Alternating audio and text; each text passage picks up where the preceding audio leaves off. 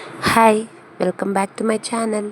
So ಇವತ್ತು ಈ ವಿಡಿಯೋದಲ್ಲಿ ನಾವು ಅದಿತಿಗೆ ನೆಕ್ಸ್ಟ್ ಕ್ಲಾಸ್ಗೆ ಯಾವ ಸ್ಕೂಲ್ಗೆ ಜಾಯಿನ್ ಮಾಡಿದ್ದೀವಿ ಅಂತಂದ್ಬಿಟ್ಟು ನಾನು ಈ ವಿಡಿಯೋನ ಅಪ್ಲೋಡ್ ಮಾಡ್ತಾಯಿದ್ದೀನಿ. ಸೊ ಅದಿತಿಗೆ ನಾವು ಈಗ ಜಾಯಿನ್ ಮಾಡಿರೋ ಸ್ಕೂಲ್ ಟೈಮಿಂಗ್ಸ್ ಬಂದು ಮಾರ್ನಿಂಗ್ 6:40ಗೆಲ್ಲ ಬೆಲ್ ಆಗುತ್ತೆ. ಸೊ 6:40ಗೆಲ್ಲ ಅವಳು ಸ್ಕೂಲಲ್ಲಿ ಇರಬೇಕು. 7 o'clockಗೆಲ್ಲ ಪ್ರೇಯರ್ ಸ್ಟಾರ್ಟ್ ಆಗುತ್ತೆ.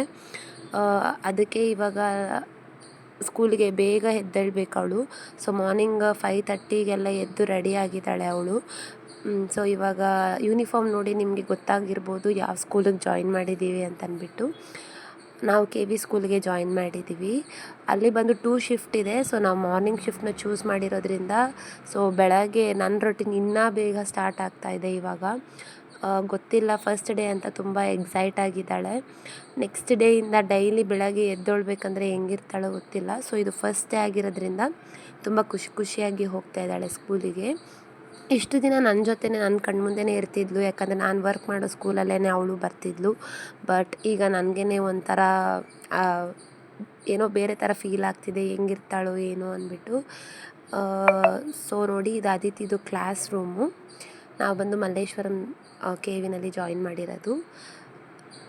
ಫಸ್ಟ್ ಡೇ ಆಗಿರೋದ್ರಿಂದ ಎಲ್ಲ ಪೇರೆಂಟ್ಸ್ ಎಲ್ಲ ಬಂದಿದ್ದರು ಒಳಗಡೆ. ಸೊ ಮಗುನ ಬಿಟ್ಬಿಟ್ಟು ನಾವು ಬಂದುಬಿಟ್ವಿ ಆಚೆ. ಸೊ ಪ್ರೇಯರ್ ಎಲ್ಲ ಸ್ಟಾರ್ಟ್ ಆಗಿದೆ ಇವಾಗ.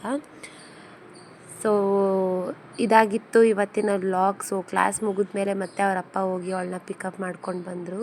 ತುಂಬ ಖುಷಿಯಾಗೇ ಇದ್ದಾಳೆ. ಲೈಕ್ ಕ್ಲಾಸ್ ಎಲ್ಲ ತುಂಬ ಚೆನ್ನಾಗಿದೆ, ಆಟ ಆಡೋಕ್ಕೆಲ್ಲ ಬಿಟ್ಟಿದ್ರು, ಡ್ರಾಯಿಂಗು ಅಂತ. ಡೇ 1 ಆಗಿರೋದ್ರಿಂದ ತುಂಬ ಖುಷಿಯಾಗಿದ್ದಾಳೆ. ಸೊ ನೋಡೋಣ ನೆಕ್ಸ್ಟ್ ಡೇಸಲ್ಲಿ ಯಾವ ಥರ ಇರ್ತಾಳೆ ಅಂತ.